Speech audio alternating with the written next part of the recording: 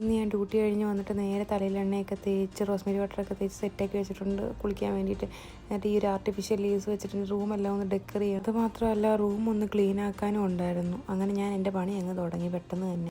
Finally ഞാൻ എൻ്റെ റൂമിനതാ ഇങ്ങനെ ആക്കി എടുത്തിട്ടുണ്ട്. എനിക്ക് ഭയങ്കര ഇഷ്ടം, എന്ത് ഭംഗിയല്ലേ കാണാൻ വേണ്ടിയിട്ട്. ഞാൻ അങ്ങനെ പോയി ഫ്രഷ് ആയിട്ട് വന്നു. ഞാൻ എല്ലാ ദിവസവും ഓരോ കുക്കുമ്പർ വെച്ച് കഴിക്കും. ബിക്കോസ് എനിക്ക് ഭയങ്കര ബോഡി ഹീറ്റാണ്. അപ്പോൾ എനിക്ക് പെട്ടെന്ന് യൂറിൻ ഇൻഫെക്ഷൻ വരും. അപ്പം ഞാൻ ഡെയിലി ഡ്യൂട്ടിക്ക് പോകുന്നതിന് മുന്നേ ഡ്യൂട്ടിക്ക് പോയി കഴിഞ്ഞ് വന്നിട്ട് ഞാൻ ഓരോ കുക്കുമ്പർ വെച്ച് കഴിക്കാറുണ്ട്. കുക്കുമ്പർ നല്ലപോലെ ബോഡി ഹീറ്റ് കമ്മിയാക്കും.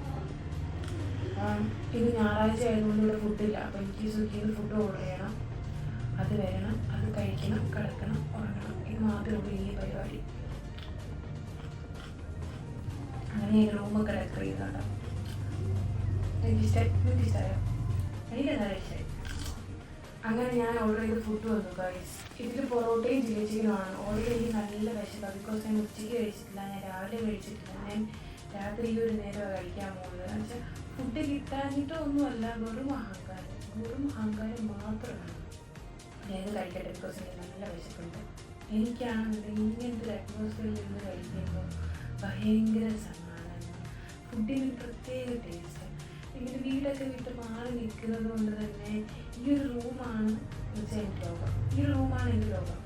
അപ്പോൾ ഞാൻ പറഞ്ഞു വന്നത് അതല്ല, ഞാൻ വിഷയത്തിൽ നിന്ന് തന്നെ പറയും. ഞാൻ ഫുഡ് കഴിച്ചിട്ടില്ല. എനിക്ക് ഫുഡ് കഴിക്കണമെന്ന് ഉണ്ടെന്നുണ്ടെങ്കിൽ എനിക്ക് ഏതെങ്കിലും സീരീസോ അങ്ങനെ എന്തെങ്കിലും കണ്ടിട്ട് കഴിച്ചാൽ എനിക്ക് ഇറങ്ങത്തുള്ളൂ. അങ്ങനെ ഞാൻ ഫുഡൊക്കെ കഴിച്ച് കഴിഞ്ഞു. ഞാൻ കുറച്ച് നേരം കൂടെ ഡ്രാമ കണ്ടിട്ട് കിടന്നു തുടങ്ങും. അപ്പോൾ എല്ലാവർക്കും ഗുഡ് നൈറ്റ്, ബൈ.